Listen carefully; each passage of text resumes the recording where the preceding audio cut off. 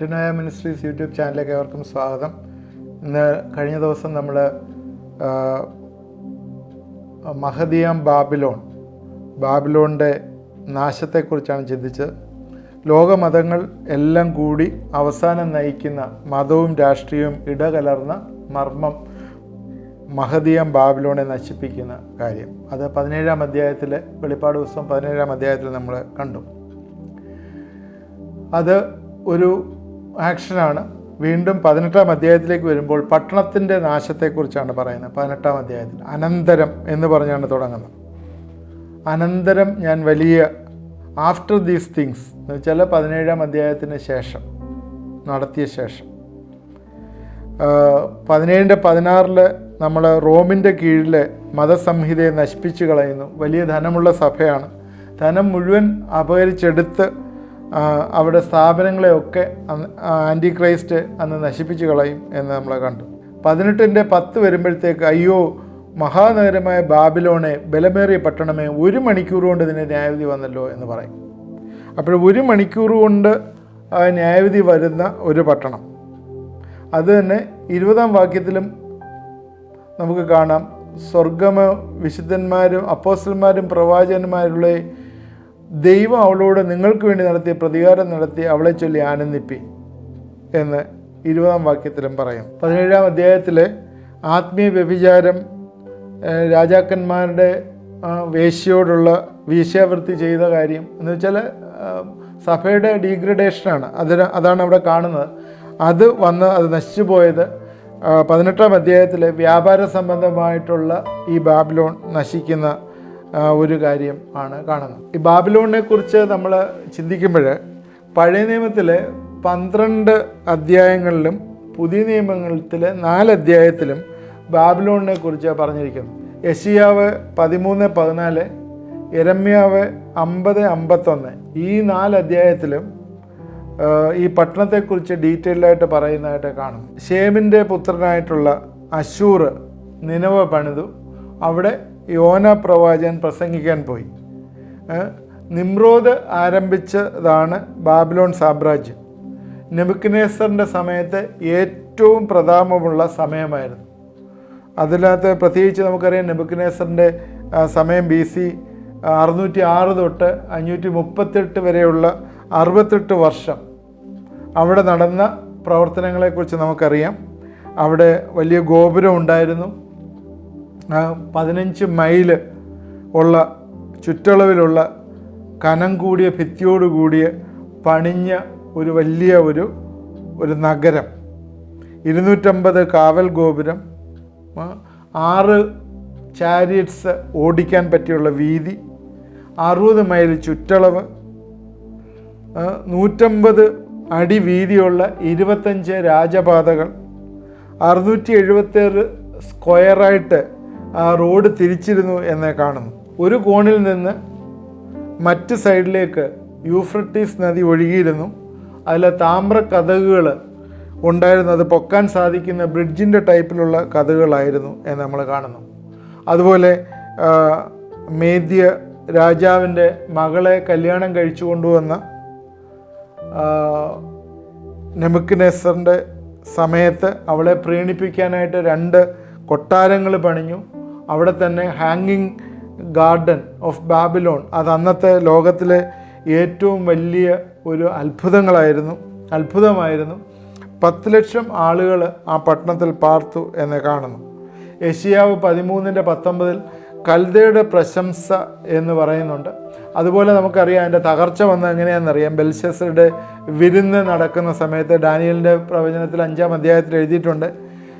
അത് കഴിഞ്ഞ് അത് തകർത്തു മേദ്യരും പാർശ്യരും അതിലെ രാജ്യത്വം ഏറ്റെടുത്തതായിട്ട് നമ്മളെ കാണുന്നു.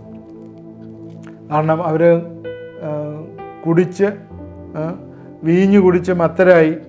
കോരശിൻ്റെ സൈന്യം അതിനകത്ത് വാതിലുകളെ തുറന്നിട്ട് മദ്യത്തിൻ്റെ ലഹരിയിൽ യൂഫ്രട്ടീസ് നദി അത് തുറന്നിട്ടപ്പോഴേ യൂഫ്രട്ടീസ് നദി അത് ഡൈവേർട്ട് ചെയ്ത് പട്ടണത്തിൽ കയറി അത് അവരെ പിടിച്ചെടുത്തതായിട്ട് കാണുന്നു.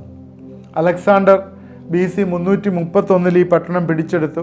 അത് നശിച്ചു കിടക്കുകയായിരുന്നു. രാജ്യത്തിൻ്റെ തലസ്ഥാനമാക്കി അത് പണി തുടങ്ങി. പക്ഷേ അലക്സാണ്ടർ മരിച്ചുപോയി.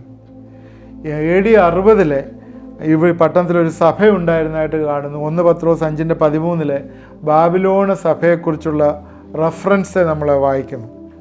5-ാം നൂറ്റാണ്ടിൽ ബാബിലോണിയൻ തൽമൂദുകളിലെ എഴുതിയിൽ നിന്ന് യഹൂദന്മാർ എഴുതി അവിടെ 3 യൂണിവേഴ്സിറ്റി ഉണ്ടായിരുന്നു എന്ന് നമ്മളെ മനസ്സിലാക്കുന്നു. യെരമ്യാ പ്രവചനം 51:26 അതൊരു നിത്യശൂന്യമായി തീരും എന്നുള്ളൊരു പ്രവാചകം കിടപ്പുണ്ട് ബാബിലോണിനെ കുറിച്ച്. നിന്നിൽ നിന്ന് അവർ മൂലക്കല്ലായിട്ടോ അടിസ്ഥാനക്കല്ലായിട്ടോ ഒരു കല്ലും എടുക്കാതെ വണ്ണം നീ നിത്യശൂന്യമായി ഭവിക്കും എന്ന് യഹോവയുടെ അരുളപ്പാട്. അതേ അധ്യായത്തിൽ തന്നെ യെരമ്യാ 51:43 വാക്യം, അല്ല പട്ടണങ്ങൾ ശൂന്യവും വരണ്ട നിലവും മരുഭൂമിയും ആരും പാർക്കാതെ വണ്ണം വഴി നടക്കാത്തതുമായ ദേശമായി തീർന്നിരിക്കുന്നു എന്ന് ഉള്ളൊരു പ്രവാചകം. ഇതിൻ്റെ പൂർണ്ണ നിവർത്തി വരുന്നത് നേരത്തെ നമ്മൾ വായിച്ചു, റെവലേഷൻസ് വെളിപ്പാട് പുസ്തകം 18-ന്റെ 10-ലും 19-ലും 21-ലുമാണ്. നമ്മളത് വായിച്ച വാക്യമാണ്. നശിപ്പിക്കപ്പെട്ടിട്ടില്ല ഇതുവരെ, ഇനി അത് നശിപ്പിക്കാൻ പോകുന്നതേ ഉള്ളൂ. അപ്പോൾ ഇപ്പോൾ ഉള്ള പട്ടണത്തെ വീണ്ടും പുതുക്കി പണിയും എന്നുള്ള പ്രവാചകം സെക്കരിയ പ്രവചനം 5 പറയുന്നുണ്ട്. 5-ാം അധ്യായത്തിലെ 5 മുതൽ 11 വരെയുള്ള വാക്യങ്ങളിൽ ശീനാർ ദേശത്ത് അവളെ പാർപ്പിക്കും എന്ന് പറയുന്നുണ്ട്. അത് നേരത്തെ ഉണ്ടായിരുന്ന കാര്യം നമുക്കറിയാം. ഇറാഖിലെ എണ്ണശേഖരം, ശുദ്ധജല നദികൾ എല്ലാം അവിടെ ഉണ്ടായിരുന്നു. അവിടെ ആളുകൾ വന്ന് വ്യാപാരം ചെയ്തിരുന്നു. എന്നാൽ ഇപ്പോഴവിടെ വലിയൊരു ഷോപ്പിംഗ് കോംപ്ലക്സ്, ലോകത്തിലുള്ള ഏറ്റവും വലിയൊരു ഷോപ്പിംഗ് കോംപ്ലക്സ് പണിയുകയാണ്. അവിടെ പണിയുന്നതായിട്ട് നമ്മൾ കാണുന്നു. ലോകത്തിലെ എല്ലാ വ്യാപാരികളും അവിടെ വരും. അവിടുത്തെ വ്യാപാരത്തെക്കുറിച്ച് എഴുതിയിരിക്കുന്ന വാക്യങ്ങൾ വെളിപ്പാട് പുസ്തകം 18-ന്റെ 12, 13 വാക്യങ്ങളുണ്ട്. ആനക്കൊമ്പ് കൊണ്ടുള്ള വിവിധ സാമാനങ്ങൾ, വിലയേറിയ മരവും പിച്ചളയും ഇരുമ്പും മരക്കല്ലും കൊണ്ടുള്ള ഓരോ സാമാനം, ലവംഗം, ഏലം, ധൂപവർഗം, മൂര്, കുന്തിരിക്കം, വീഞ്ഞ്, എണ്ണ, നേര്യമാവ്, കോതമ്പ്, കന്നുകാലി, ആട്, കുതിര, രഥം, മാനുഷദേഹം, മാനുഷപ്രാണൻ എന്നീ ചരക്ക് ഇനി ആരും വാങ്ങാകിയാൽ അവളെ ചൊല്ലി കരഞ്ഞ് ദുഃഖിക്കുന്നു. നമ്മൾ ഇതെത്രയോ 2000 വർഷത്തിന് മുമ്പ് എഴുതി വച്ചിരിക്കുന്നതാണ്. മനുഷ്യൻ്റെ അവയവങ്ങളൊക്കെ ട്രാൻസ്പ്ലാന്റ് ചെയ്യുകയും ഒക്കെ ചെയ്യുന്ന ഇപ്പോഴേ 8 മണിക്കൂർ ഫ്രീസറിൽ വെച്ചിട്ട് അത് കൊണ്ടുപോയി ട്രാൻസ്പ്ലാന്റ് ചെയ്യുന്നതൊക്കെ നമുക്കറിയാം. ഈ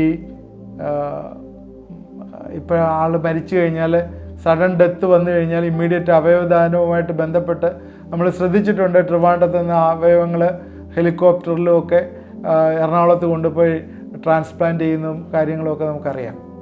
എന്നാൽ ഇപ്പോഴേ പുതിയ ടെക്നോളജി ഡെവലപ്പ് ചെയ്തതിന് ശേഷം അത് വരുന്നൊരു കാര്യം, അനിമാറ്റിക് ഫ്ലൂയിഡിൽ 14 ഇയേഴ്സ് വരെ കേടുവരാതെ സൂക്ഷിക്കാൻ പറ്റുമെന്ന് സയൻസ് ടെക്നോളജി അത് കണ്ടുപിടിച്ചു കഴിഞ്ഞു. അന്നേരം ഇനിയും അവയവങ്ങളൊക്കെ 14 വർഷം ഇപ്പോഴേ നമുക്കറിയാം. സൂപ്പർ മാർക്കറ്റിലൊക്കെ അതിനോട് ചേർന്ന് ഈ ബ്ലഡും ഒക്കെ ചെക്ക് ചെയ്യുന്ന സെൻറ്റേഴ്സും ഫാർമസിയും ഒക്കെ ആരംഭിച്ചിട്ടുണ്ട്. ഇനി അത് കുറച്ചുകൂടെ കഴിയുമ്പോൾ ഈ അവയവങ്ങളൊക്കെ വിൽക്കുന്ന ഒരു സെൻറ്ററായി മാറാൻ സാധ്യതയുണ്ട്. അതുപോലെ ഇവിടുത്തെ ഈ പറഞ്ഞ 2007 പണിയാനായിട്ട് തുടങ്ങിയിരുന്ന സൂപ്പർ മാർക്കറ്റിലെ നമ്മളീ പറയുന്നത് പോലെ ഇനിയും ഫ്യൂച്ചറിൽ മനുഷ്യപ്രാണൻ, മനുഷ്യദേഹം ഒക്കെ കിട്ടും. ഇപ്പോൾ കഴിഞ്ഞ ദിവസം കണ്ട ഒരു കാര്യം ഞാൻ പറയട്ടെ. നമ്മുടെ ഹ്യൂമനോയിഡ്സ് ആയിട്ട് ഇപ്പോഴേ നമുക്ക് ആർട്ടിഫിഷ്യൽ ഇൻ്റലിജൻസ് വഴി റോബോട്ടിനെ വാങ്ങാനായിട്ട് കിട്ടും. എല്ലാ കാര്യങ്ങളും ചെയ്യും. വീട്ടിലുള്ള കാര്യങ്ങൾ മുഴുവൻ ചെയ്യുന്ന ഹ്യൂമനോയിഡ്സ് ഓൾറെഡി റെഡി ആയിട്ടുണ്ട് എന്ന് എലോൺ മസ്ക് അത് ഓൾറെഡി ഡിക്ലെയർ ചെയ്ത് കഴിഞ്ഞു. ചൈനയിലെ നേരത്തെ അത് വന്നിരുന്നു എന്ന് പറയുന്നു. എന്നാൽ എലോൺ മസ്ക് ആദ്യമായിട്ട് അതിൻ്റെ കമ്പനി ടെസ്ല, അതിൻ്റെ കമ്പനി അത് ഇറക്കാൻ തുടങ്ങുകയാണ്. ഇമ്മീഡിയറ്റായിട്ട് നിങ്ങൾക്ക് മാർക്കറ്റിൽ അവൈലബിൾ ആണ്. ഹ്യൂമനോയിഡ്സിനെ വാങ്ങാനായിട്ട് കിട്ടും. അപ്പോൾ ഇത് എല്ലാ കാര്യങ്ങളും ചെയ്യുന്ന കാര്യങ്ങൾ വരുന്നുണ്ട്. അതുപോലെ തന്നെ മനുഷ്യൻ്റെ അവയവങ്ങൾ വാങ്ങാൻ കിട്ടും എന്നുള്ളതിനൊരു തെളിവാണ് 2000 വർഷത്തിന് മുമ്പ് ദൈവത്തിൻ്റെ ആത്മാവ് മനുഷ്യപ്രാണൻ, മനുഷ്യദേഹം എന്നീ ചരക്ക് ഗുഡ്സ് എന്ന് പറഞ്ഞിട്ടാണ് എഴുതിയിരിക്കുന്നത്. ഇസ്രായേൽ ബേസിക്കായിട്ട് അവരെ ദൈവം വിളിച്ചിരിക്കുന്നത് കൃഷിക്കാരായിട്ടും ഇടയന്മാരുമായിട്ടാണ്. പഴയ നിയമത്തിലൊക്കെ അങ്ങനെയാണ് കാണുന്നത്. പുതിയ 1000 ആണ്ട് വാഴ്ചക്കാലത്തും അവരെ കൃഷിക്കാരായിട്ട് ദൈവം ആക്കിയിരിക്കുന്നത് കാണുന്നുണ്ട്. ഞാൻ അതിലേക്ക് പിന്നീട് വരാം. അപ്പോഴേ ഇവിടെ അവരിപ്പോഴേ വാണിജ്യമായിട്ട് അല്ലെങ്കിൽ ബിസിനസ് പരമായിട്ട് ധാരാളമായി വർദ്ധിച്ചിരിക്കുന്നു എന്ന് നമുക്ക് കാണാം. എല്ലാ ബിസിനസ്സിനകത്തും യഹൂദന്മാരുണ്ട്. ഇസ്രായേൽ ഈ രാജ്യത്തോട് വ്യാപാരം ചെയ്യും.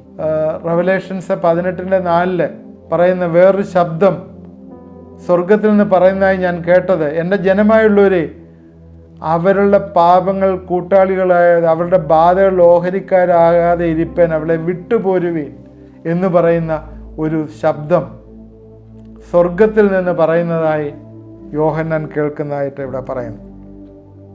യഹൂദന്മാർ അവളുടെ വ്യാപാരത്തിൽ നിന്ന് അവരെ വിട്ടുപോകാനായിട്ട്. ഇതേ കാര്യം തന്നെ യെരമ്യാ പ്രവചനം 51:6-7 വാക്യങ്ങൾ പറയുന്നു. ബാബേലിൻ്റെ നടുവിൽ നിന്ന് ഓടി ഓരോരുത്തൻ തൻ്റെ പ്രാണനെ രക്ഷിച്ചുകൊള്ളുവീൻ. നിങ്ങളതിൻ്റെ അകൃത്യങ്ങൾ നശിച്ചു പോകരുത്. ഇത് യഹോവയുടെ പ്രതികാരകാലമല്ലോ. അതിൻ്റെ പ്രവൃത്തിക്ക് തക്കവണ്ണം അവൻ അതിനോട് പ്രതികാരം ചെയ്യും. ബാബേൽ യഹോവയുടെ കയ്യിൽ സർവ്വഭൂമിയെ ലഹരി പിടിപ്പിക്കുന്ന പൊൻപാത്രമായിരുന്നു. ജാതികളെല്ലാം വീഞ്ഞു കുടിച്ചിട്ട് അവർക്ക് ഭ്രാന്ത് പിടിച്ചു.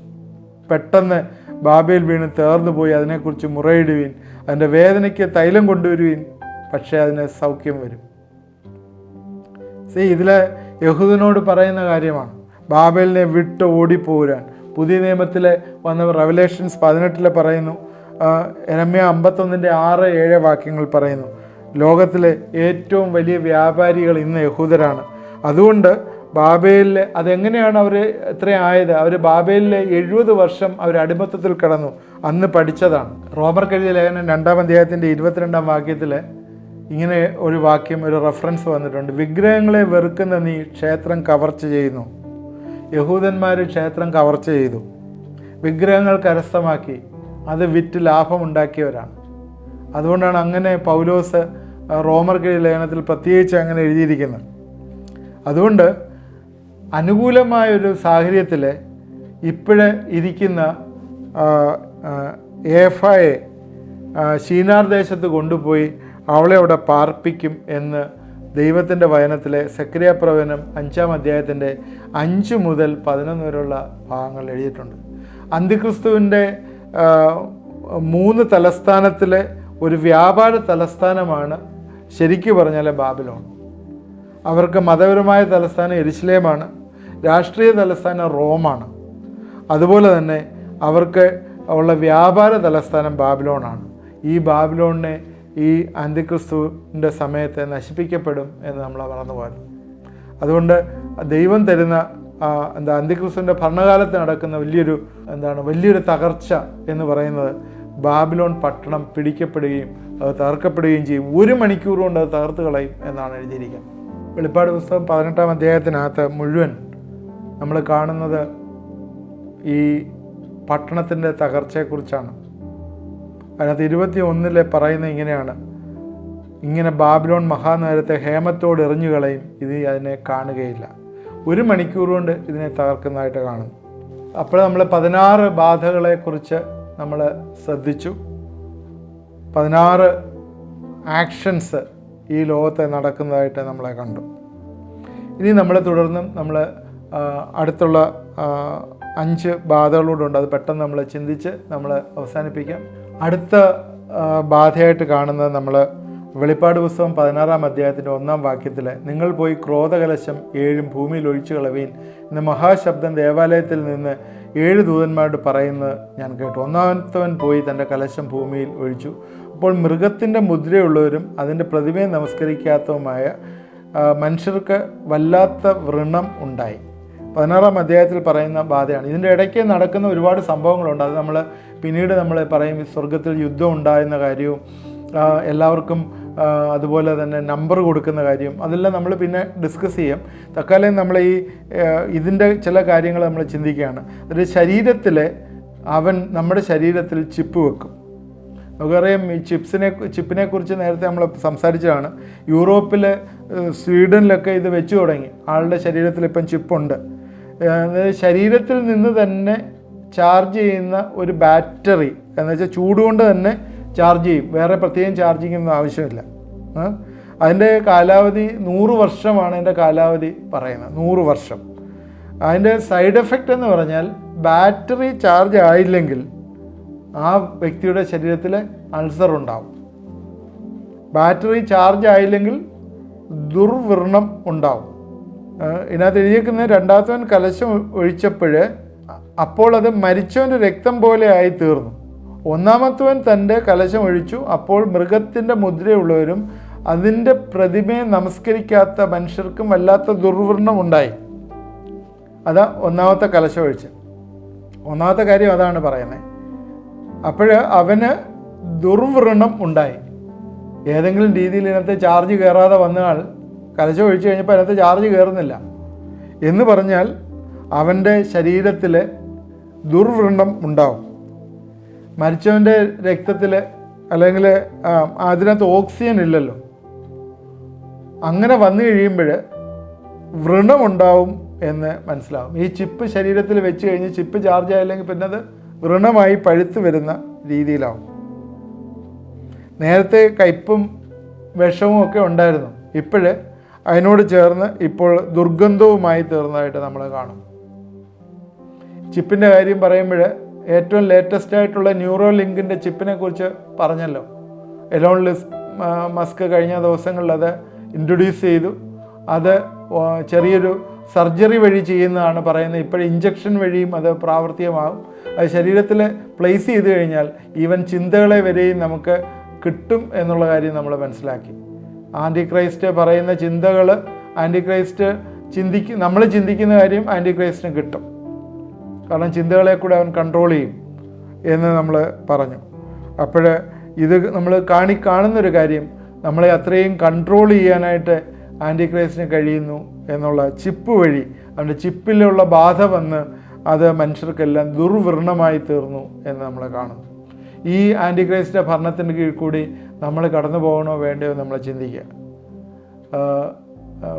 നേരത്തെ പറഞ്ഞ ബാബിലോണിൻ്റെ പ്രസ്ഥാനം നശിച്ചു, ബാബിലോൺ ബിൽഡിങ് നശിപ്പിച്ചു, പട്ടണം നശിപ്പിച്ചു. ഇവ മനുഷ്യന് ദുർവ്രണം ഉണ്ടാവുന്ന അനുഭവം. ഇതിലൊന്നും കടന്നു വരാതിരിക്കാൻ ദൈവം നമ്മളെ ഇടവരുത്തട്ടെ. കർത്താവിൻ്റെ വരവ് ആസന്നമായിരിക്കുന്നുണ്ട്. നമ്മൾ ഒരുങ്ങിയിരിക്കുക. കർത്താവിൻ്റെ വരവിന് അവൻ നമ്മളെ ചേർക്കുന്നതിന് വേണ്ടി അവൻ്റെ മുദ്രയേറ്റ്, കർത്താവിൻ്റെ മുദ്ര, പരിശുദ്ധാത്മാവിൻ്റെ സീല് നമ്മുടെ ഉള്ളിലുണ്ടാവട്ടെ എന്ന് ഞാൻ പ്രാർത്ഥിക്കുന്നു.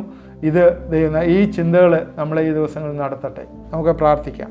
ദൈവമായ കർത്താവെ, ഇത് കണ്ടുകൊണ്ടിരിക്കുന്ന എല്ലാവരെയും അനുഗ്രഹിക്കണം. കർത്താവിൻ്റെ വരവ് ആസന്നമായിരിക്കും. ഞങ്ങൾ ഒരുങ്ങിയിരിക്കാൻ സഹായിക്കണം. ഈ ബാധകളെക്കുറിച്ചൊക്കെ ഞങ്ങൾ ചിന്തിക്കുമ്പോൾ ഇതൊന്നും ഞങ്ങൾ ഏൽക്കാതിരിപ്പാൻ കർത്താവെ, ഞങ്ങളുടെ ജീവിതങ്ങളെ ക്രമീകരിച്ച് ദൈവസന്നിധിയിൽ സമർപ്പിച്ച് മുമ്പോട്ട് പോകുന്നവരായിരിക്കാൻ സഹായിക്കണമേ. വിശുദ്ധിയോടുകൂടി സെപ്പറേറ്റഡായിട്ടൊരു ലിവിങ് ഞങ്ങൾക്ക് തരണമേ എന്ന് പ്രാർത്ഥിക്കുന്നു. എൻ്റെ കരങ്ങളിലേക്ക് സമർപ്പിക്കുന്നു. കർത്താവെ, ഞങ്ങൾ 18 ബാധകളെക്കുറിച്ച് ഞങ്ങളെ പഠിച്ചല്ലോ. കർത്താവെ, ഇതൊക്കെ ഒന്നും ഞങ്ങളെ ബാധിക്കാതിരിക്കാൻ കർത്താവെ സഹായിക്കണമേ. ഈ ദിവസങ്ങൾ ഞങ്ങളുടെ ജീവിതങ്ങളെ വിശുദ്ധിയോട് സൂക്ഷിക്കുന്നവരായിരിക്കാൻ കർത്താവെ ഞങ്ങളെ സഹായിക്കണമേ എന്ന് പ്രാർത്ഥിക്കുന്നു. പ്രാർത്ഥന കേട്ട ഓർത്ത് സ്തോത്രം. യേശുക്രിസ്തുവിൻ്റെ നാമത്തിൽ പ്രാർത്ഥിക്കുന്നു. കേൾക്കുമാറാണമേ. ആമേൻ. ഇത് കണ്ടുകൊണ്ടിരുന്ന എല്ലാവരെയും ദൈവം അനുഗ്രഹിക്കട്ടെ. തുടർന്ന് ഇത് വാച്ച് ചെയ്യണം. നമുക്ക് നാളത്തെ എപ്പിസോഡുകൂടി ഈ സാത്താൻ്റെ ആക്ഷനെക്കുറിച്ച് കംപ്ലീറ്റ് ചെയ്യാം എന്ന് വിചാരിക്കുന്നു. അത് കഴിഞ്ഞിട്ട് ഒരുപാട് കാര്യങ്ങൾ വീണ്ടും അവസാനത്തുള്ള 10 കാര്യങ്ങൾ നമ്മൾ പറഞ്ഞതിനകത്ത് നമ്മൾ 3 കാര്യങ്ങളെ ആവുന്നുള്ളൂ. ഇനി 7 കാര്യങ്ങൾ വീണ്ടും പറയാനായിട്ടുണ്ടല്ലോ. നിങ്ങളിത് എല്ലാ ദിവസവും 9 തൊട്ട് 10 വരെയുള്ള സമയങ്ങൾ വാച്ച് ചെയ്യണം. ദൈവം നമ്മളെല്ലാവരെയും അനുഗ്രഹിക്കട്ടെ.